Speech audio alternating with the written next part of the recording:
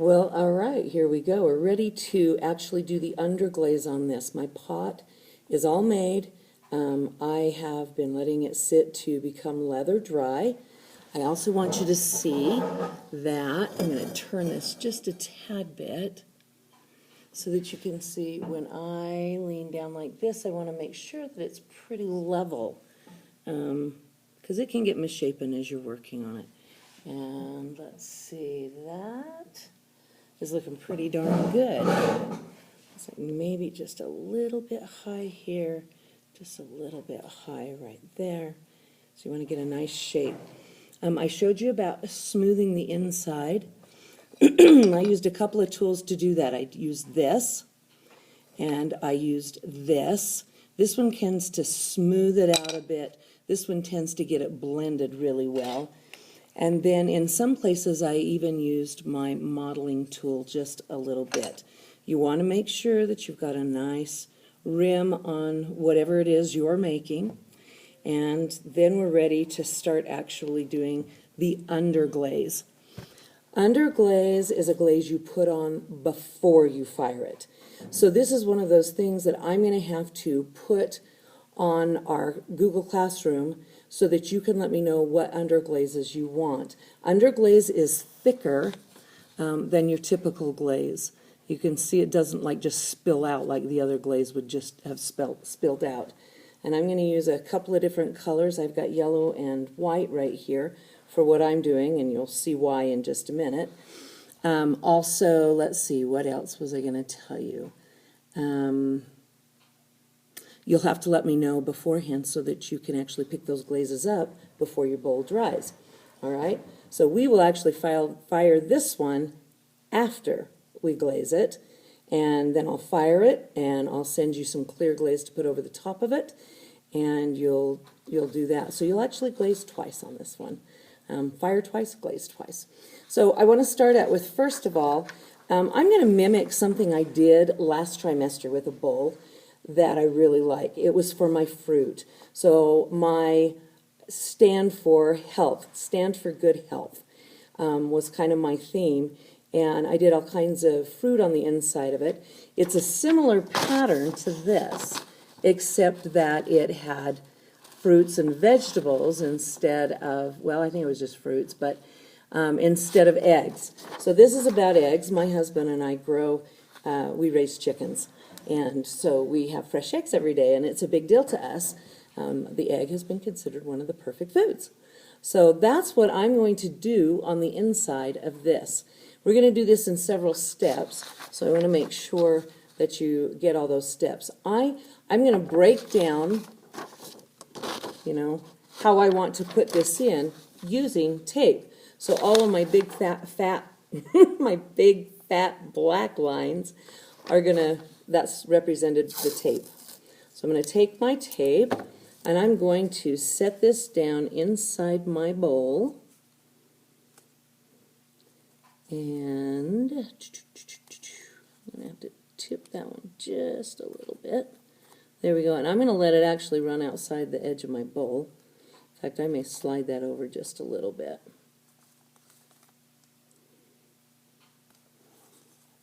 Now, this is only if you want to sectionalize your glazing. I'm just sectionalizing my glazing.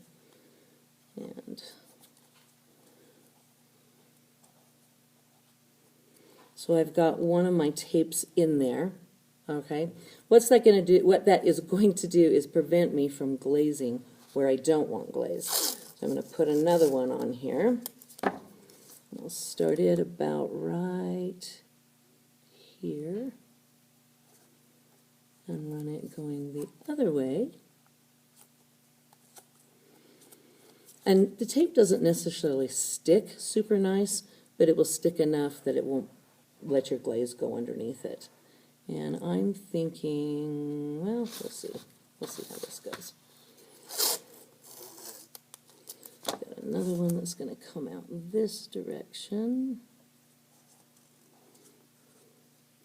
Thinking I want to spread them all out a little bit farther. I don't think I'm getting enough space for what I want in here. So I'm going to just move those a little bit. Nice thing is it's really easy to move the tape because it doesn't stick so hard. I'm going to get a big square down here in the bottom, which is for my main picture where it says the perfect food. Poultry eggs, the perfect food. So this will become a very usable pot for me. We use the fruit one all the time. My daughter, when she was in high school, actually made us a really nice big bowl for our fruit. And a little while ago, she wrote to me and she said, "Hey, do you still have that bowl?" I said, "Yeah, we use it every day." She says, "Well, it matches the decor in my new house. I'd really like it back." So we took it to her in January. And so I don't have that bowl anymore, and my husband was so sad because he just loves that bowl. I said, "That's okay, I'll make a new one." So we did, and we love our new bowl. And I actually made it even bigger than the last one because we always thought, oh, wish this was just a little bit bigger. Almost there.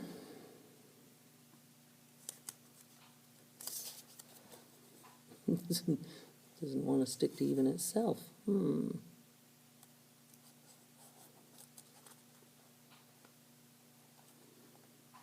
we go.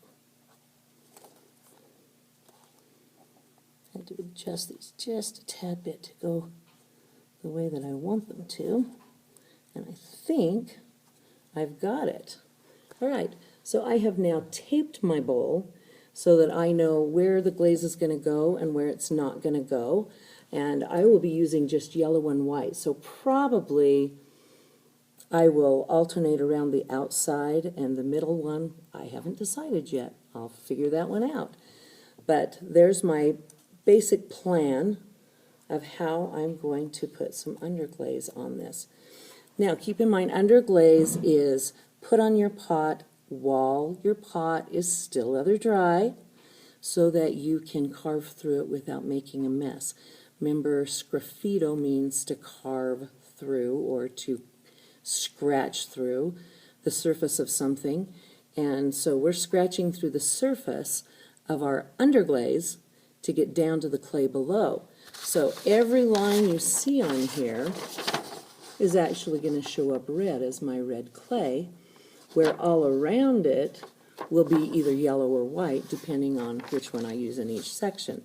So I'm going to stop this video now, and we'll go on to the next one here in just a minute. I'm going to do a little prep work so that you don't have to watch it for so long.